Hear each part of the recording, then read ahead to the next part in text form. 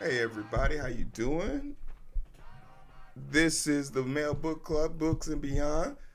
Clap it up. I'm happy to be here with the gang. We have a new celebrity in the house. I like to give it up for my friend, your friend, Kenneth B. Coden. Kenneth, say hi to the people. Hey, what's up? What's up? I'm Kenneth B. Coding. As you can tell, do a little bit of coding, but also do a little bit of reading. So, Hey, ain't nothing wrong with that. Ain't nothing wrong with that. We still got the same old folks here too. Black, everyone's favorite Black, in the What's building. happening? What's happening? What's happening? He's a real one. When he says he's 5 minutes out, he's 5 minutes out. And then we got Mister. I'm too oily, so I put a shirt on. I'm too oily, so I put a shirt on. Some must be working hard, not hardly working. You know what I'm Hey, you saying? know what? It's good Uh, to know. It's good to know somebody in the room working. Was that wifey? nah, this is my mom. I'll tell mom who said what's Oh up. yeah, tell boss say what's up. I'm gonna get these names sorted out. So we are going to be reading the psychology of money. We are on our second part of it. We missed last week, so we're gonna go ahead and jump two sections together. We're gonna be doing 6 to 15. Chapter 6 to 9, 6 to 10 really felt really short. So if you want to get with us or keep up with us, those are chapters we're gonna be covering. Feel free to grab the book. It's a great read, and see where everybody else is on it as far as see as far as like where we are and see if you feel the same way after reading it. But we'll go ahead and get started. Black, I'll let you take lead here. For Mom. chapters, we'll do chapter 6 and 7 together. Because once again, those were really short. Yeah, we did them bitch. I did 6 and 7. So when we did 1 through 5, Yeah. So chapter 6, let me pull. it's Chapter 6 tails. is want, work, win. No, Um, tails you win. huh? it tells you when. Oh wait, shit, am I in the wrong section? Oh yeah, you're right. I'm looking at. I was looking at. I'm like, I know I download the wrong book and start No, I reading. looked. I was reading. I was reading the Prime one. Sorry, damn. I was looking at the Prime one. Where's my six at? Both of them Six was a decent tells little length tells you though. when. Yeah. Okay. Yeah. All right. I'm in the right place. All right. What we got? Speak on it. Go ahead, Kim. You want me to take lead? Yeah. Go Yeah, ahead, Kenneth. because that was a minute ago for me. Yeah, me too. But It's basically, in that chapter, they were talking about uh, basically all like the was it Fortune 500 500 companies Mm-hmm. of how they expect like a percentage of all their investments to tank. Like they take that into account to like basically hedge their bets. Yeah. Um, what I took from that is like at least to have multiple streams of like income because Mm-hmm. some may fail and some may succeed, but you know, based on the previous chapters, like to like get into investment vehicles that you like actually know about and then you can like hedge your bets more in line with what you have a knowledge base of. So at least Nah. for like a personal person, I'm No. not Absolutely. having a Absolutely. hedge fund or anything. So No, for sure. And I think like to the common person, this chapter for chapter 6, it talks about when you're betting, you have to understand it is heads or tails, no matter what you pick. It's really irrelevant. It's about the planning that went into the operation before you even got to this flip of a coin. If you ever find yourself making a financial decision off a flip of a coin, you've made a mistake somewhere before we even got to this section. I really like the idea of what they said, where you can don't you can bundle your failures together, seeing a collective point, and they talk all about this a little bit more in chapter 15. Making a collective point about how people fail is not at a single point of failure. Your failure comes over long issues that you've had, things that have been happening to you in the past, and above all else, if it's going to be a 50-50 choice, don't panic. I think That's where most people make the most brash and unreasonable decisions when they're panicking. And with that being said, I want to ask a question of the group. When is a time? Where has there been a time where you had to make a decision and you felt like you panicked and that caused the decision to go awry? And if hindsight 2020, if you were calmer, you would have made a better decision. What you got, Black? You know how I am though, man. So Yeah, I know it's not really you. like You jump. You just jump. I don't be getting that amped up either though to be like to go out my way and fuck it up. So I'm trying hard to think of something where I've I think for let the me, pressure kind of get to me. I think for me, it has to be the changing of my job, changing of my position, like that stuff like that, leaving a place where you were comfortable and being happy and everything's set. You have a roadmap that's a 15-20 year roadmap, and you just change it up. JB, the question is, talk about a time where you panicked. Your panic caused you to make a decision that you probably wouldn't have made, and in hindsight, you were able to change it up. Well, I used to coach agents, and now I am an agent. One of the things we always talk about is hiring out of desperation, just because you want to put a warm body in the seat. Knowing it's a bad hire, I've done it a couple times, but you live and you learn. It's easy to talk about it, and then completely different to execution. So, like, business need a body. You like, oh, you look good. I hire you. You sound good. You look good. You brought your representation, but you didn't go through your full interview process. So, been there, done that. How about you, Kenneth? Me personally, when it comes to in my earlier investing journey, trying to play earnings, because that's a true 50-50, because you never really know what the earnings are going to be whenever that 10K comes in. So yeah. And yeah, I've also thinking about the business section of it. Remember, I had the landscaping business, and I took a job that I know we shouldn't have took because of the client, and then that backfired on me because it was way more work than I quoted for. And that's a good one. That's a good one. They talk about in the book, failures are how you find the tales. This part of the book kind of spoke to me in the sense of I'm a big fan of watching people take L's. One of my favorite things to do is the best part of the movies is when the hero's injured or down, and it's the glimmer of hope that they have in their eye that lets you know, like, okay, they're coming back around to. I truly have an admiration for people who are consistently getting back up after taking an L. Drake, So please One get Piece up. is your Like, favorite. Drake, get up. What you say, Black? I say that made One Piece your favorite. No, One Piece is one. You know damn well One Piece is now favorite, because at the end of the day, there's no way you're going to be able to top the journey that it took to get to the ending. The ending will never satisfy anybody, and that's why people don't like Game of Thrones at the end, because the journey is what you were there for, but everyone's been conditioned to expect a great, satisfactory end as equivalent, when you should really just be grateful for the journey that you're on. And I think that's what Tales is about. It's like, yo, through these events, even if you don't win at the end, did you learn enough to make sure that you're going to make a better decision the next round? Because we all know that the treasure in the One Piece is literally going to be a mirror. And if you don't know that that's the fact at this point, you're going to set yourself up for being upset at the end. There's no way you could top what has been happening in One Piece. So the treasure has to be a mirror. Yeah, It's so about you always looking forward to something crazy because I don't care what's at the end, bro. I'm on the ride. I fuck with Luffy, so fucking I ain't looking for him to be like to find something amazing. Yeah. Oh, yeah, the poneglyphs is the only thing that's about something. Yeah. Facts. And that kind of sells sell cash making assets. Oh, okay. And then one thing they talk about here, selling cash to make assets.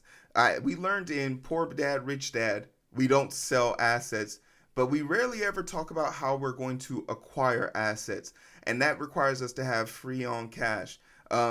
for example, if I take on some new positions here, I know that I want to buy another house or at least get rid of the one I have in Cal City and transfer some of the funding over to another house. But that's going to give me a lot of free cash. So using free cash and how to get that. And they talk about how do you get free cash, and it's through savings. That was something we talked a lot about in the beginning of the first four chapters was about savings. So like in order for you to build assets, you got to save. And you don't have to save for just one thing. You save for anything. Save for the hell of it. Save for a car. Save for a house. Save because you're not sure what tomorrow's going to bring. Because when you have an opportunity, you're going to need free cash in order to make assets. And that was just like the closing on chapter 6. Anybody else wanted something for chapter 6? Push to 7. I can't hear you, Black. You're on mute. Oh, we Gucci. All right. Chapter 7, freedom. Any initial thoughts there? I got about 18 more years. You got yours calculated to the year? Yeah, we got. What about wait? You got 3 on you. What the kids gonna do? Yeah, when he 18, we should be all right. Oh, so you say you putting all your hopes on? Nah, financially we gonna be straight. We just need to get him, back into college or wherever the hell he gonna go at 18. Yeah, he gonna do something. He gonna do do something. I got about 14 or less, depending on whatever my daughter do. Y'all know what my freedom is, getting up out of here. Yeah. I got most of my time back though, outside of like from a work standpoint. I got most of that back. But the kids, shit, that's just as bad. Yeah, that's just as much time. Kenneth, what does freedom look like for you? My life right now. he got freedom now. I can wake up and do as much as I want to, as little as I want to, but always being productive, being focused and everything. So do you tie your freedom only to the work that you can do, or is there anything else that allows it? Like, what do you aspire for?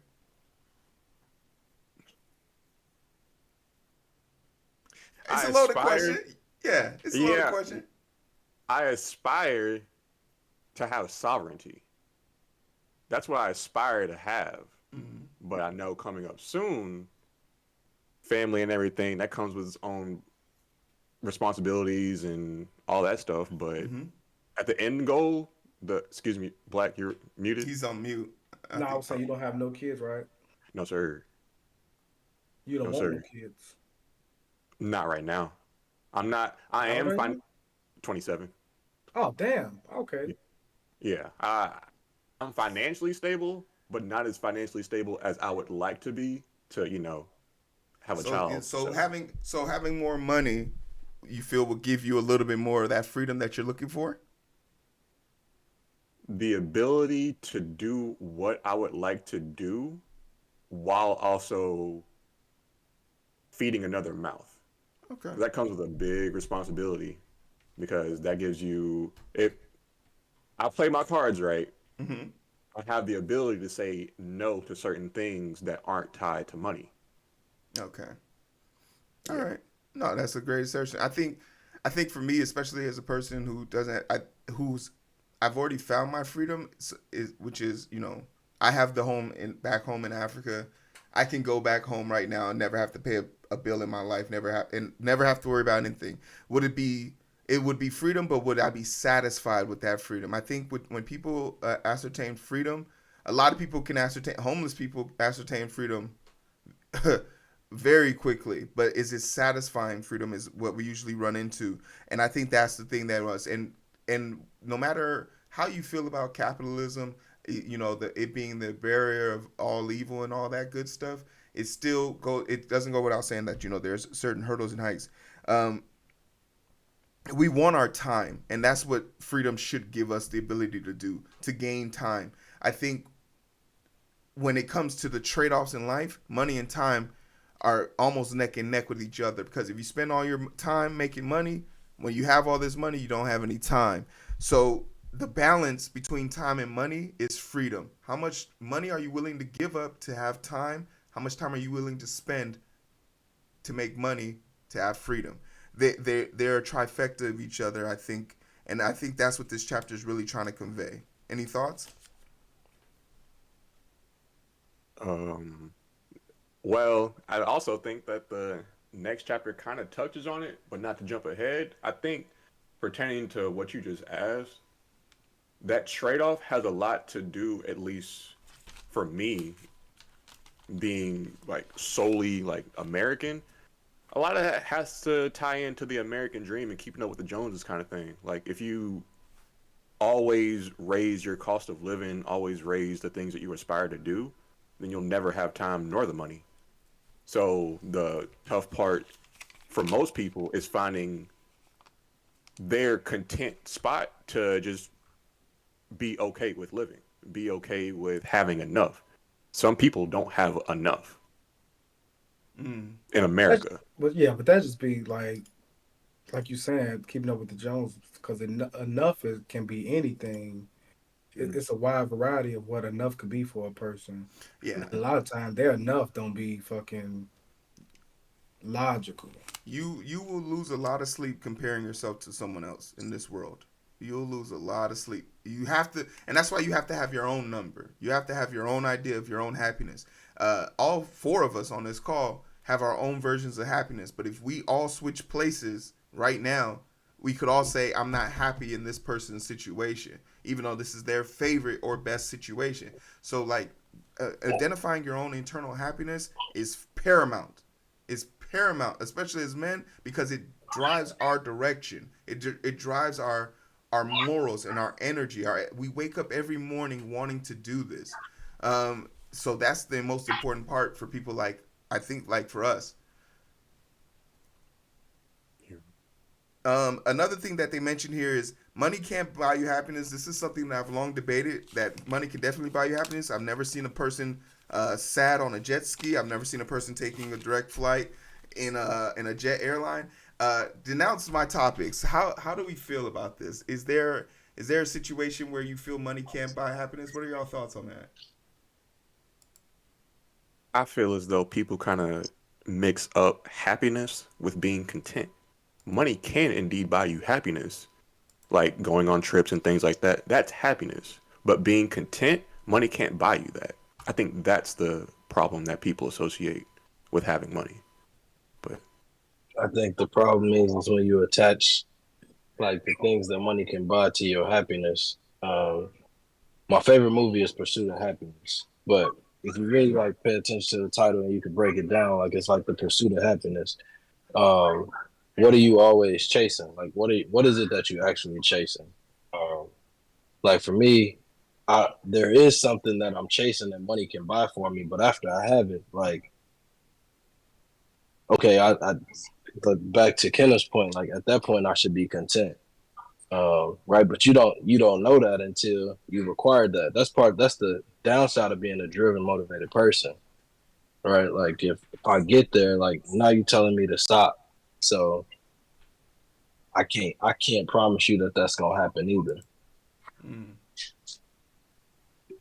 Well, I think it's just time right now for me though, because it ain't like really a money thing. Because money can't fast forward life. I'm just waiting for my daughter to get older and then choose what she wants to do. And then, like I said, I'm out of here. All right, let's push chapter 8. Man in the car. What? And I paradox. think this carries on from chapter 7 a lot heavily. You looking at the guy in the nice car, not knowing what it takes for upkeep, not knowing what he had to do, or not knowing how miserable the person is. We want to respect money. Ultimately, we see people respect money, and I think that the perfect example of this is Elon Musk. A lot of people see Elon Musk and attribute intelligence or attribute good decision making skills because of his proximity to money. But just taking the most rudimentary look at his lifestyle and how he acquired his wealth will let you know he's probably not the ultimate role model for what we want people to aspire to be. Any thoughts here? Muted. I mean, that's most billionaires, right? It tells you in. Like I can amass a certain amount of wealth by just doing something, but I think ultimately in this segment of chapters, what he was saying, like you get to a different level when you just try stuff, and you willing to continue to take risks and take chances. So, um, I mean, that's part of it. Like you can call it a genius. It's a different thing. Like he willing to take on certain risks that most people wouldn't, or Mm-hmm. whatever you want to call it, to get to certain levels. Facts. But that's I think we said something about psychology and money, right? So like if you look at a lot of the financial advisors and things like that, like they were pursuing me because I had a psychology degree because it's all behavioral. And people get everybody has a certain level of risk that they can handle or they willing to deal with, and like how can you explain away whatever's going on in the market? I'm doing it right now in the insurance industry, like so. Um, yeah. Any feed here? Chapter 8 was fairly short. Anything else? That's that No, keeping up with the Joneses stuff. That's it. for sure. Let's go. Chapter 9. Wealth is what you don't see. This is my favorite. One of my favorite things to show off here. Um, I tell this story every now and again. One of my favorite stories in the NFL was when I was going to my first press conference. I had plastic cufflinks on. I had plastic cufflinks on to go to my first press conference, and as I was coming back, going to the stage, JPP stopped me and said, "What are you doing? You don't have no jewelry on you." And I was like, "Sorry, I don't have a game check yet, so I'm a poor man. I live at the stadium." And he was like, "All right, take my cufflinks," and he gave me his cufflinks. And I got on stage, and the first thing everybody said is like, everybody, all the rookies and everybody had some jewelry on themselves, and they said, "Oh man, Hero, that's a great piece. That's a great piece." Yeah, I was like, "Oh, it was a gift." Shout out to JPP. Like, "Oh wow, JPP gave you those. That's amazing." And they were like, "How much does it cost?" And I was like, "Oh, I don't know." And you just hear him yell from the back, "It costs 20,000 a piece for each cufflink," which immediately made me nervous. It made me scared, like petrified, like, "Oh my god, I got twenty You thousand." thought you can break it? Yeah, I was terrified. And so, after the meeting, I saw him in the locker room. I tried to give it back to him. I tried to give him back the cufflinks. And it's like, "No, man, keep it, because you're gonna have more meetings, and I want you to look good during meetings." And one day, and I removed myself. 5 years later, I removed myself from it, and I'm getting jewelry actually evaluated at my house. And I'm like, "Yeah, that's JPP gave me those back in the day." And then you sit there like, "Oh, they're cubic zirconium. They're not real." And it's the perception of money. JPP was the person who made $90 million that year playing football. And that was just an extension of his $104 million contract. He made a $90 million extension, and he's wearing cubic zirconium cufflinks, at least the ones he gave me. But to the masses and to everyone else who knows this, those things cost $20,000 a piece. And that is the perception of wealth versus the perception of being rich. JPP is a wealthy person. He's never going to have to work a day in his life, and his kids will never have to work a day in their life. But imagine how many people saw that interview and said, "That's how I know I'm rich, by having $20,000 cufflinks." That perception in your mind, that changed my perception of money moving forward on impact. Because I learned a lesson there that I never thought was meaningful at first. So it was really interesting to see. But I always like telling that story when we talk about what it looks like to be rich or wealthy. Does anybody have any story or anything they want to put on that?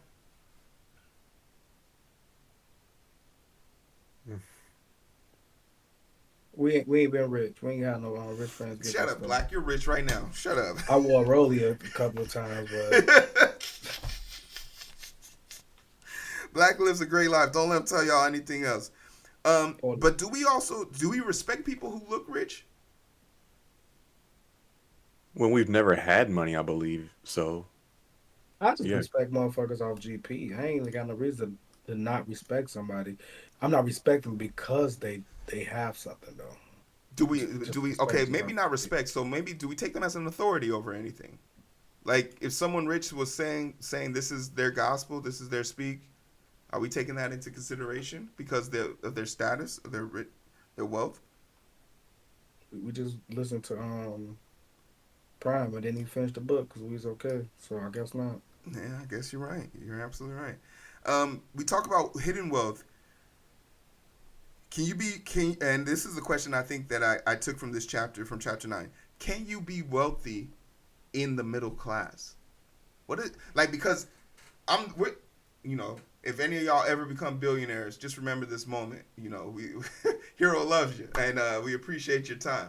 But the question is, when you're making strategic moves about your future, the goal is to be comfortable, and comfortability is attributed to wealth. So does there, in the middle class, for what it's worth, do we have something that looks like wealth for us?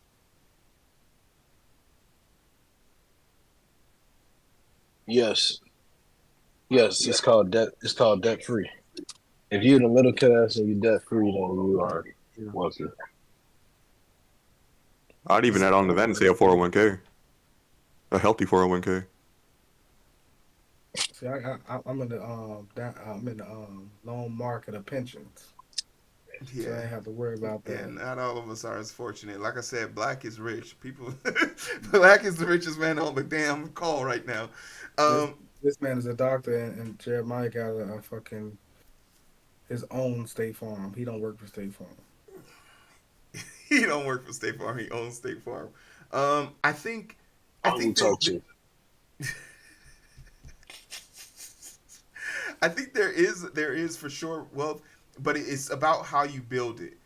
In the middle class, you are going to have to build your wealth from the ground up, and I think there's something that we don't talk a lot about. You might not ever get to experience your wealth, so you have to be very selfless to be wealthy in the middle class, because that's something more than likely will help traject your child or your future in the long run. I think to garner a level of wealth in the middle class in your prime time, you would have to make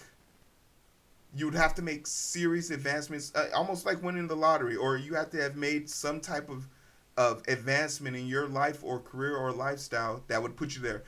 We see this example, for example, in Nigeria and Africa, they have arranged marriage. A lot of people think, oh, arranged marriage, how fucking cumbersome is that?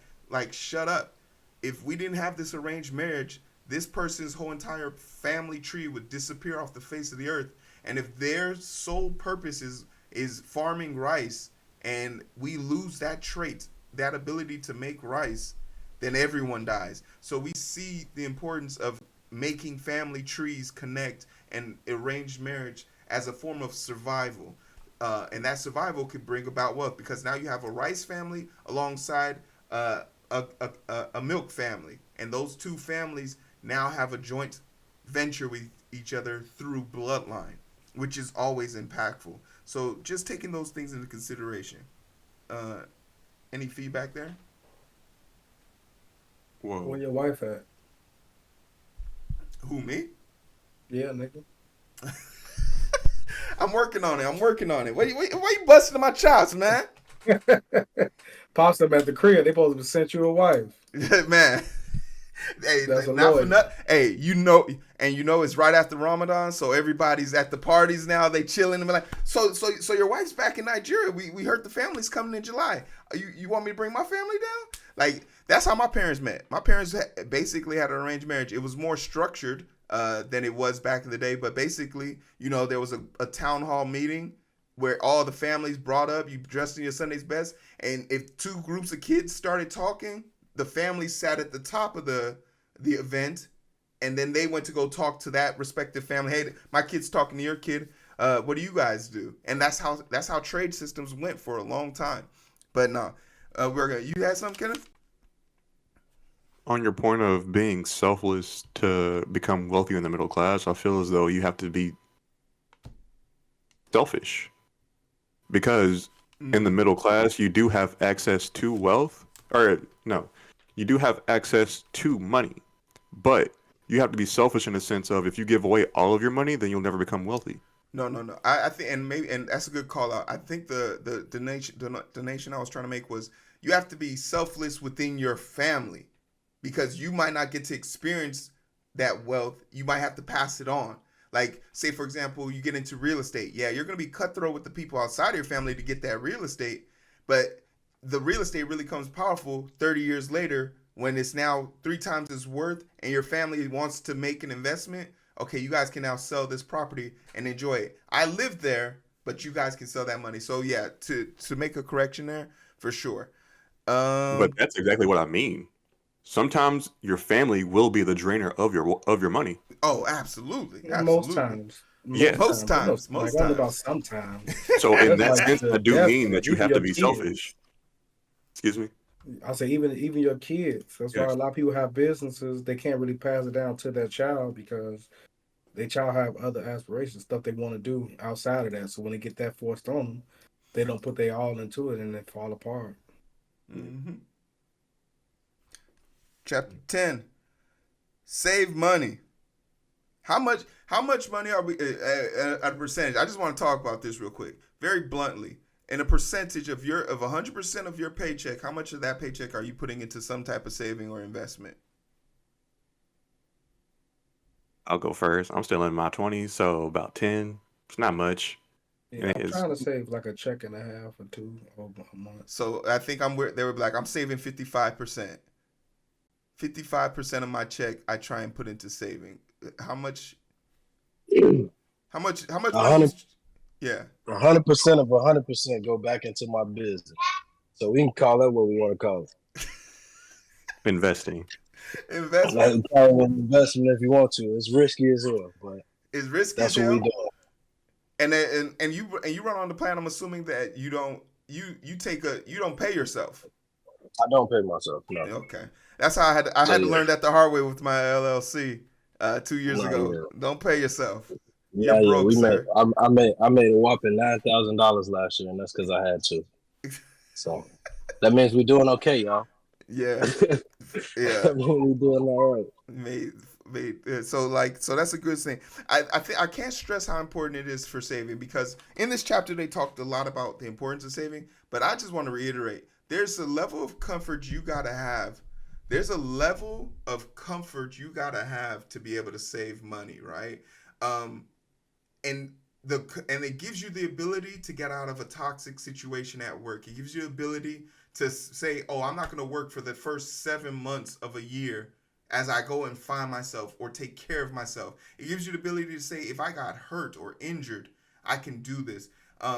Saving, and it doesn't have to be much. Kenneth, you said 10% like it was a small number. Hey, yo, what up, Carpenter? If I was 21 and I saved half of my game checks and knew what the S&P 500 was, I promise you guys probably wouldn't know me right now. I promise you guys wouldn't know me right now. Black, look at me. I wouldn't. Yeah, if I was 21, saving any portion of a military check would have been just like, I'd have been able to go to Burger King next week. But it doesn't matter. Like, it doesn't matter when you do it, how you do it. S&P 500, 401k, high yield savings account, whatever your method, putting it in your own saving account and getting 0.003. You're saving the money. Too many people try and save money when they want to do something. Oh, I want a car. I'm going to start saving. Oh, I want to buy a house. I want to save. The difference is between people who save when they have to and people who save when they save all the time is, oh, there's a house down the street that just went on sale. I have the money already to get this. Versus missed opportunity. And I guess that's the bridge to this conversation. Having the ability to save money gives you the ability to be prepared for opportunity. And that's stupid. Like, that's mad stupid valuable. Mad stupid valuable. Any thoughts here? You went real late 80s black right there. Hey. Respectable politics. Respectable That politics. was mad stupid. That was dumb fresh. My name's Akeem, and I'm here to help you guys become better in society. Man. Golly. Okay. But yeah, and I just had this question lingering. And anybody in the chat can feel, what are you saving for? What are you saving for? Is there something that you have in mind that you want to save? I've been saying this for 3 years. I've been saving for a car. I could buy the car I want right now in cash right now. But I'm still saving for it. What are you saving for? more real estate. And that's the thing for me. Like, I don't have a really think like nothing I'm really saving for because I already know what I like. Well, we already know what I want to do. I just want to be gone. So fucking Yeah. It's me having a kid here. So once I pay for college or whatever she want to do, and then she decides what she want to do after college, then I'm good to go. Okay, some people in chat saying saving for travel, saving to move to Japan. Robotech, you're move. Okay. All right, so travel. Look, see, they trying to get to Japan. I fuck with Japan.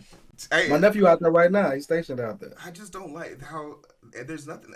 I can't fit into anything there. Everything is so small out there. You're gonna be Gucci, man. Japan. They say Japan is one of the cleanest places in the world. Probably the cleanest place in the world. Yeah, probably. I thought Toronto was really clean for when I was there. You talking about? I met Bruce last week. He said Japan is the cleanest place in the world. He said it said if it wasn't for family hit, that's what he would move instantly. Yeah. They're completely different over there. Interesting. All right, we'll push chapter 11. Rational versus reasonable. Now, when we done, YouTube Japan's cleanliness, and you're gonna be like, God damn, they got the way it's just set up to do everything. Everything is just... I think the Japan thing is more of a culture. They take care of shit. Like, I always love seeing the videos whenever they're leaving a international soccer game. They always have bags that they bring to clean up after everybody. If you've ever seen those videos on YouTube, it's actually pretty interesting. It's a cultural thing. Rational versus reasonable. This right here is something I needed to hear when I first started my stock portfolio. This is the antidote to FOMO. If you ever find yourself being nervous with money, learning the difference between rational and reasonable will greatly assist you. Rational.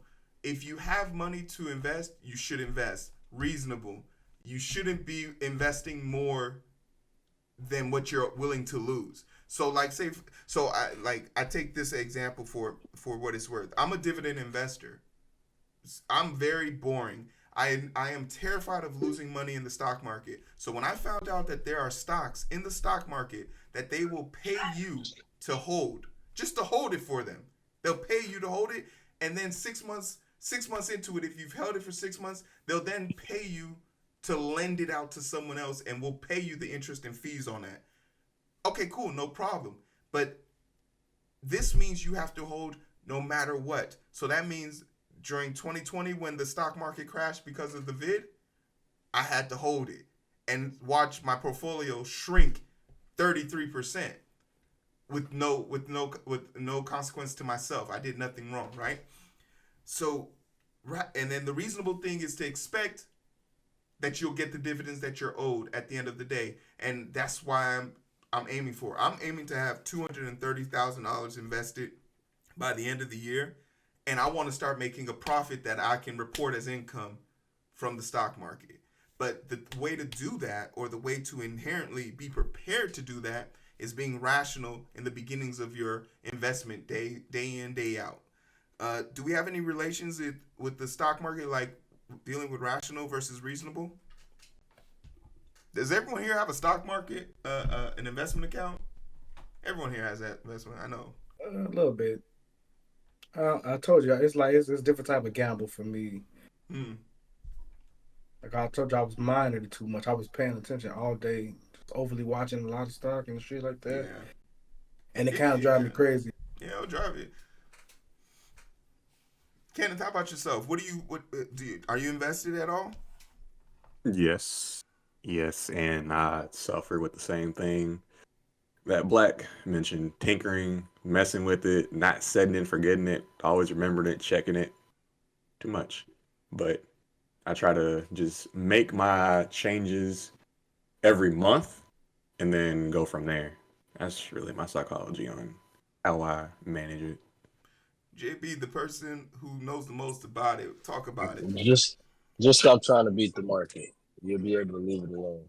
Ride the wave, don't lead the wave. Once you just try and focus on, like, hey, I'm just trying to do as good as the market instead of beating the market, I think it changes strategy completely. But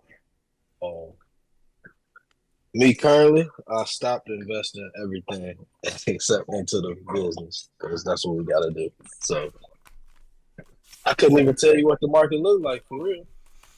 I couldn't even tell you what's Exactly, going because I on. ain't been paying attention. And I'm so the only thing I've been focused on paying what I'm attention to is doing. my motherfucking annuities at work and what my pension gonna be when I retire. So far,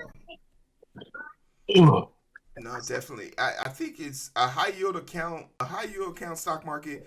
Well, regarding for inflation of this year, you're looking if you ride the wave of the stock market, you're looking at a 6% plus on the market.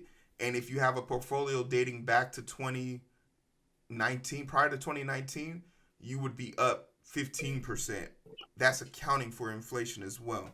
And I can attribute to that as someone who's ahead of the market. But I also get paid not only dividends, but I get paid fees for people who have FOMO. It's a sadistic thing, but I make money the most money when people are panicking in the market.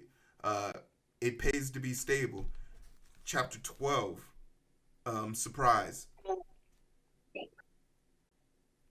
Any thoughts here? Anybody want to take lead here? I think Black, you said this is the last one for you. yeah, it was right on the cusp of me taking a nap.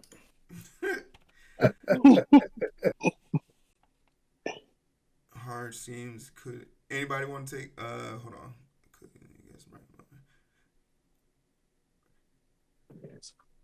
I think the thing here is a lot of people don't expect the surprise of money or surprise of what comes when you have money.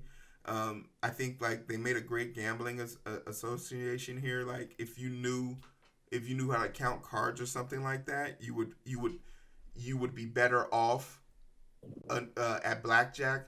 But you know how much effort are you really willing to put into a game in order to make money? And also, if you think you're going to make money at a blackjack table, you've already made bad and horrible decisions along the way. Yeah, Um, but if you count This cards, your ass is kind of like this you got to be able to be not. The thing about counting cards, nigga, you got to not be noticed that you're doing it. Once they know you're doing it, you banned. So you got to like that's the problem. this this chapter remind me of like how I try and train my salespeople. Is law of large numbers, right? Like you know your process, you know your system. If I continually do like the same thing over and over again, eventually I'm gonna find that person or that group of people that changed my career. Like it's you just gotta stay consistent on what you're doing. But like surprise, right? Like people get lucky because they working hard. We kind of talked about that the last time.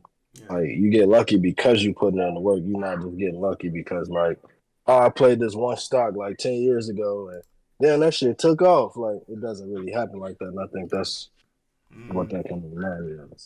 But ain't that the story of a lot of people though? That they invested in some shit and it took off, but that was I guess it was That so was long ago. It ain't like as frequent anymore. But it was probably like one of 100 investments that they Yeah. made. It wasn't like Yeah. they just was like picked one out of a hat and that shit hit. Like that might have happened for somebody, but I say odds are that's not really how it happened. Like if I go outside right now and like I go door knocking, if I knock 1,000 doors, like I'm probably gonna hit something. But if somebody just go outside and knock one door, like odds are like 1 in a billion that person gonna be who you looking for. Facts. Warren Buffett talks about how he was wrong more than he was right. So if we were basing it off of his track record, he'd be in a failing position. But because when he was right, and it took off for him. That's why he's able to stand on business. There are people who are outperforming and who have outperformed Warren Buffett, but at the scale, it's the scale at which he performed when he needed to perform is what I think really makes the difference. What do you say when I'm wrong, I'm wrong. But sometimes when I'm wrong, I'm right. Yeah. That's my fucking off get rich or die trying dude that was like, I don't know, man. Sometimes when I'm wrong, but sometimes when I'm wrong, I'm right too. So we just gotta go. What I'm saying. and then I think like the thing about it, if you want to limit surprises, and things like this, you need a routine. Ultimately, chapter 12 talks about establishing a routine that you can always return back to.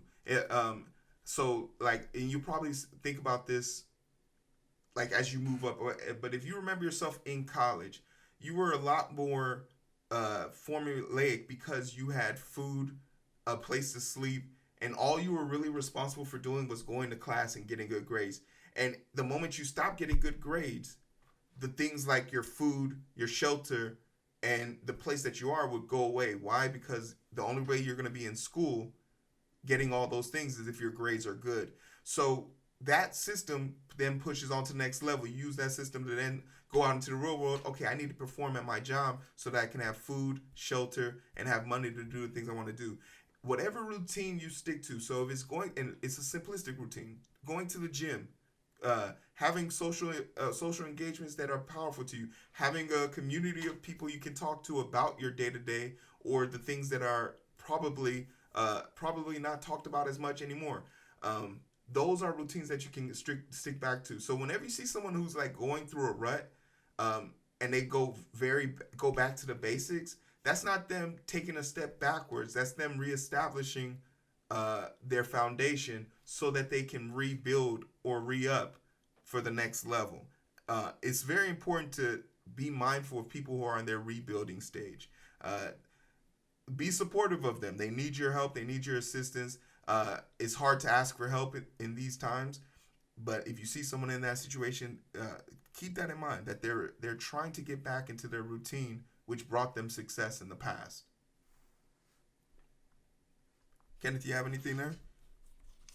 To kind of go back, I don't know where it said it in the book, but it said on the topic of when I'm right, and when I'm wrong, I may be wrong. In the book, it mentioned Benjamin Graham's like investment philosophy, and that a majority of his money was made on Geico, which was an anomaly in all of his like. It was different than his investment psychology, but it worked out for him, and it attributed to a large majority of his wealth.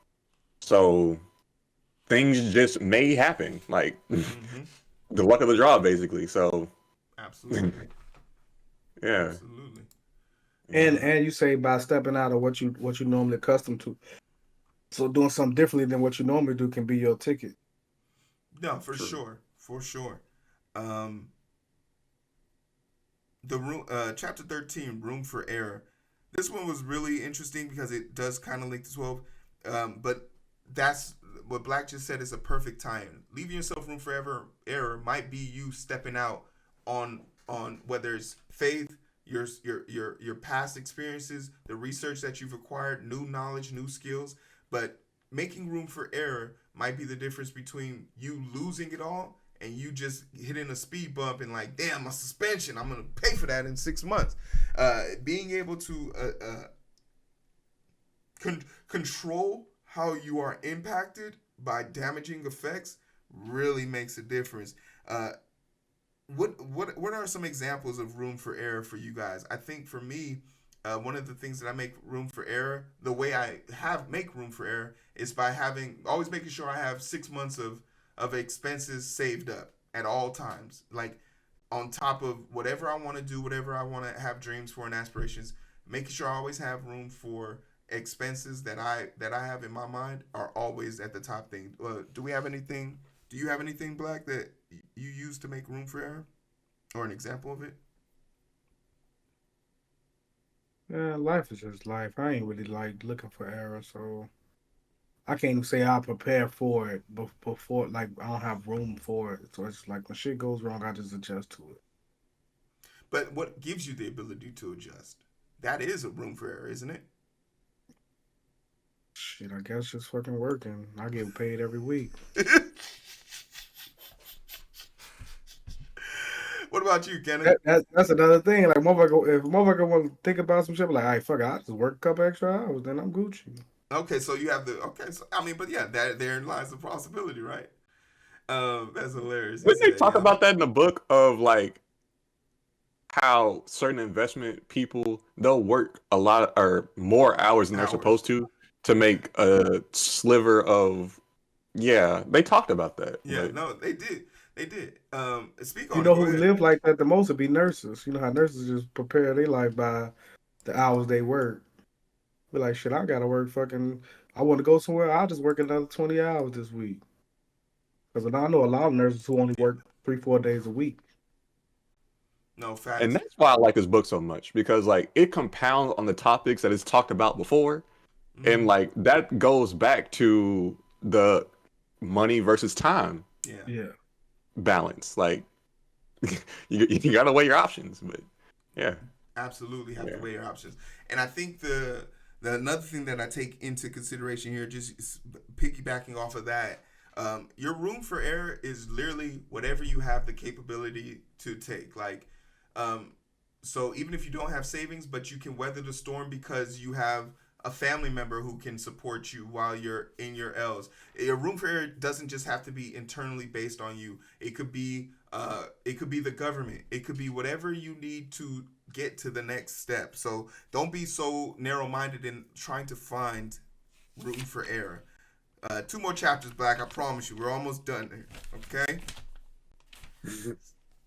Oh yeah, I'm good. wait. I'm here. Oh, my room for error is I had just moved to Mm-hmm. Houston about a month ago. I live in a different part of Texas, but in case this job does not work out, I still have my house back home. Facts. So I never sold my house. Oh, sorry. Facts. I never sold my house. So if it doesn't work out, I can always have a place to stay. I have an investment vehicle that I could rent out, things like that. So that's my room for error. So yeah. Absolutely. Absolutely. Chapter 14. You will.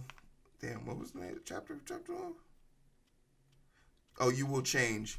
Yo, okay. There's a lot of people.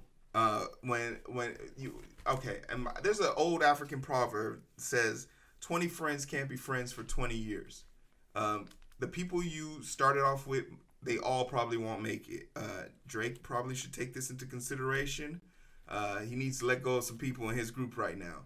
Oh yeah, productive time. I see you in chat. I know Toronto's in pain right now. And I think it's so important for people to be able to understand that people come into your life for powerful things, and I think people should also leave your life for powerful things too. Like, uh, I'm not the same person I was when I played football. I'm not the same person I was when I was working at the medical center as a transporter, moving patients around. And people who remember me and see me from those lifestyles, I can't be mad at them for expecting me to still be that person. But it's never your responsibility to try and get people to understand you. There's too many people in the world right now for you to be trying to explain yourself to just one person. Allow people in the world to see you for who you are and take it as it is and move with it. And I think that's a big part of change. And financial statuses change people. Money doesn't change you, it just makes you more of who you are. And I immediately understood that when I saw like how how lucrative and uh how much people changed their lifestyle once they got money. Um, yeah, you can buy yourselves a lot of nice things, but there's a reason why people who hit the lottery go broke almost 3 years later. They never had the fundamental skills to handle money. There's a reason why before financial advisors were required for professionals, all of our favorite athletes are doing fucking chicken commercials and selling their music to keep their $1 million mansions. Is because they didn't have good financial planning prior to. Um, what are our thoughts on how money changes people? Do we have any examples, personal examples of how money changed you or someone you know? Like they always say, money makes you gives you the ability to be who you Yeah.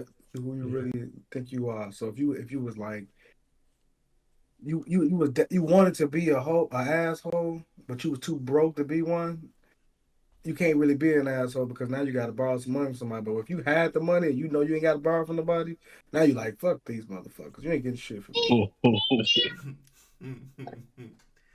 Yeah. JB, anything on how money changes people? Or change you specifically. Or change you Hey, specifically? I ain't got no money, so I don't know. I don't know. Kenneth? I don't know if it's the money that actually changed people though. That's why I said you just allowed to be more who you are Yeah. when you have money. And I don't even know if it's the money though. I think it's like the things that come with money. I think one of the questions you was asking earlier is like, do we follow people with money? A lot of times specific like people tend to think that a person with money know what the hell they talking about. Yeah. So they got a bigger influence, more people that's following them, so they think what they saying carry more weight and it's more powerful. And it's like, well, maybe. But you're not moving me one way or the other. I don't know if it's that.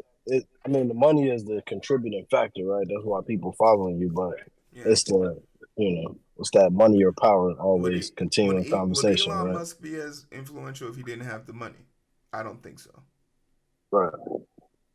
But like, is he really like influential to anybody? Yeah. Like, certain people that like got a lot of money ain't really like that influential. But ain't nobody trying to act like ain't nobody trying to be Elon Musk. They'll listen to what they think he's saying because they think that what he's saying is right.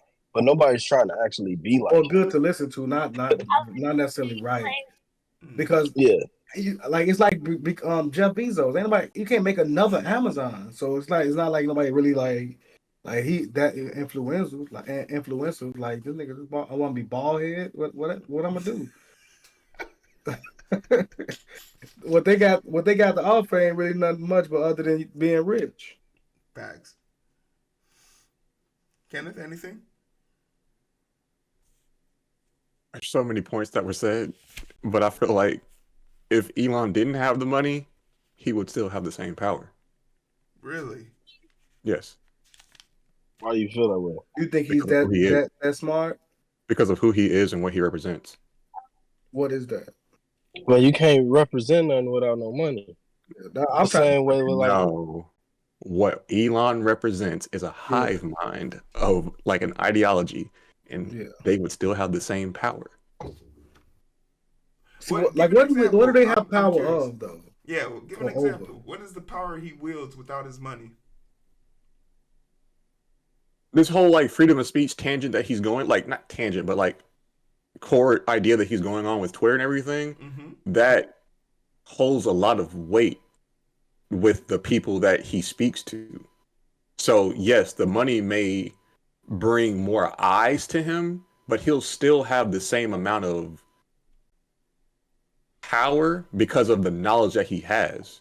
He's and I hear what you're saying, and I can even appreciate it. But we understand that he bought Twitter to claim in hopes of fighting for freedom of speech. And by buy, I mean he was forced to buy it because he wanted out of that contract. I don't think Elon has any shroud in him that is concerned about freedom of speech, because if he did, he wouldn't be going around banning people on his platform for tracking his jet, which is free information and things like that. He wouldn't be banning people who critique his Cybertruck for being probably responsible for the first incident of death, where the foot pedal slid to the front and got trapped underneath the lip ledge.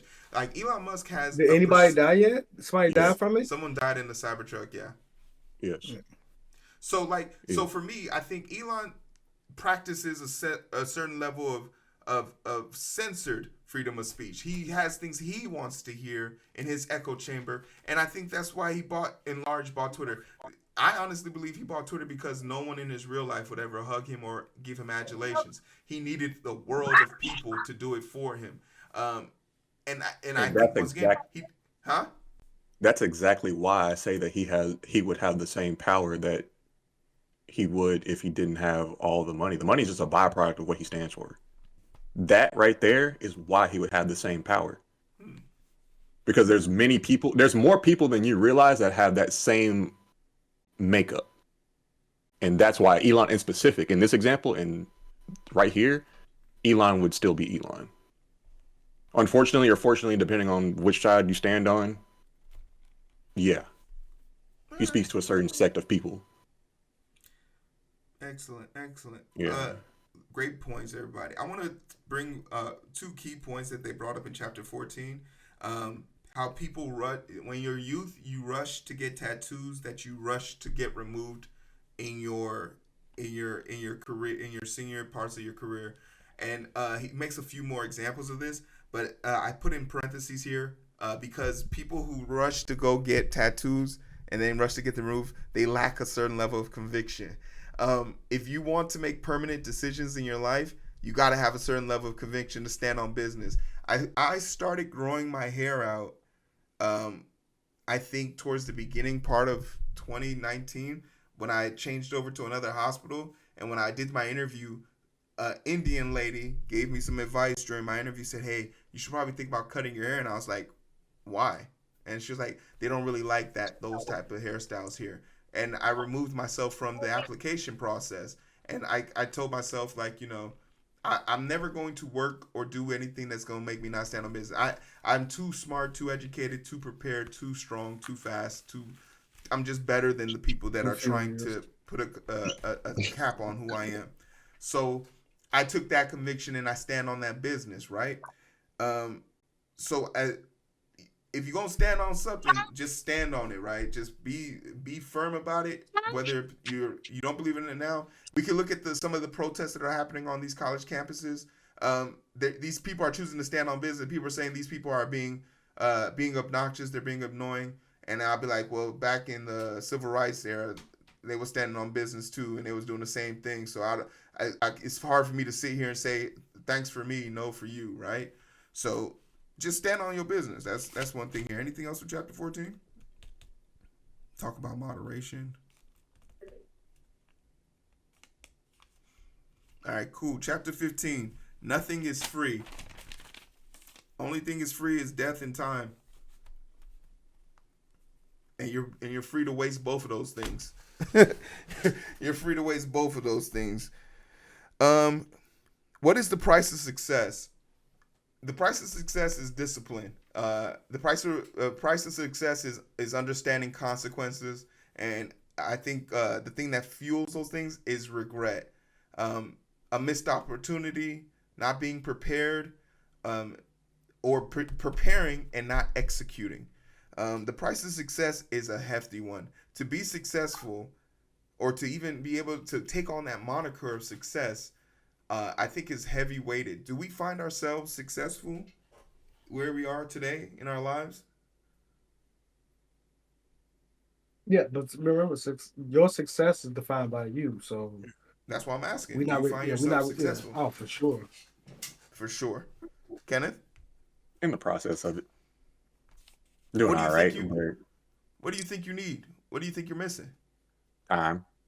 Time. Okay. Because I'm only 27 and I need all of my current access to develop. So just staying the course. So yes, I'm in the process of being successful. And if you put me in like the pool of other 27-year-olds, yes, I'll be successful. But my success, like same things like beauty is in the eye of the beholder. Like I'm only successful to whoever is judging me. Excellent. So, Excellent. yeah. What about yourself, JB? I got a version of success, but you said regret is a feel of success. I think discipline is also a feel of success. The cost of success is in my life right now is time. It's how I decide to spend my time. I can come home and spend it with my family, or I can be in my office. And both of them lead to different versions of success. So it takes a lot of discipline to fuel it so that it all works properly. That's good. That's good, and it ties in perfect to another 2 points that I want to make for this chapter. Maintain while in the storm. It's so important when this then once again compounds back on having your routine. Being able to weather the storm speaks more to your ability to be successful, because people who tend to weather the storm feel like they're failing. But in actuality, you're handling adversity, and handling adversity truly the sign of a successful system for yourself. Your system doesn't have to be as robust as everyone else's, but just being able to weather the storm is super important. And then we go back to a time and a place. You want to think of a time and a place that you can attribute or aim towards. This is the equivalent of writing your goals on the wall. I thought it was such a dumb thing to do. Why do I write my 10 goals on the wall and not look at it? But here I am with my 10 goals on my computer screen, and every day when I turn this, every day I sit here, I'm forced to look at it. I'm forced to acknowledge everything that I'm doing towards it. Put yourself in the time and place. A lot of people see themselves going on vacation with their family, and that being the goal. That I want to be able to go on vacation with my family and show them how hard I work so that they can enjoy this one day, versus expanding that time and enjoying multiple times. Because he ends the chapter so eloquently, it rains at Disneyland. So if you planned all this energy just to do it on one day and it's raining on that day, have you wasted your time? Well, no. But if that was the goal, to have a great day on that one day, you did it. So you did fail. Perception is everything. Perception is everything. And that's pretty much what I feel. We're 15 chapters in. How are we feeling about the book? You're on mute. Yeah, I'm fucking with it. You know that. I think we all pretty much fucking with it. Yeah, I don't have anything bad to say about this shit yet. You know, I'm usually the negative Nancy. Yeah, I was sure about to say that. Like, damn. Hero, stay with something wrong with a book, boy. Hey. What about yourself, JB? What you thinking? Nah, this one cool. I like how he touching on more different angles than I originally thought he would. Which was my initial issue. I didn't think that he was touching enough, going with enough depth in a lot of context. But maybe I was just reading it too fast because this next group of chapters I like how he was hitting. How about yourself, Kenneth? I feel as though in my short time of being an adult, reading this book has kind of solidified all of my ideology on like money, keeping money, obtaining money, things like that. Like everything is just reinforcement of what I'm doing. Yeah. It's very interesting to see the type of person like I had to become in order to become financially literate. You do have to change as a person. Like, and when you talk to someone who's financially literate, we all kind of speak a vernacular. Like, I don't know how to explain it, but we all have a certain level of understanding and a respect or fear of what money can do for you. And I truly enjoy seeing and hearing other people's version of this. We'll be finishing up the book here. I think it goes to chapter 20. There's 20 chapters in here, so we'll be done with this. I will read the extended prints of this, so I'll bring those notes too. We'll probably then start with the what's the name of the book? The War Book. We're gonna pick up on the War Book. The name of that book is 100-Year War of Palestine. With everything that's been going on in the book and everything that's been going on in the world and everything like that, I remember us at least for me in the 90s, when this topic came up on the news, people would always say it's too complicated. They've been fighting since before time.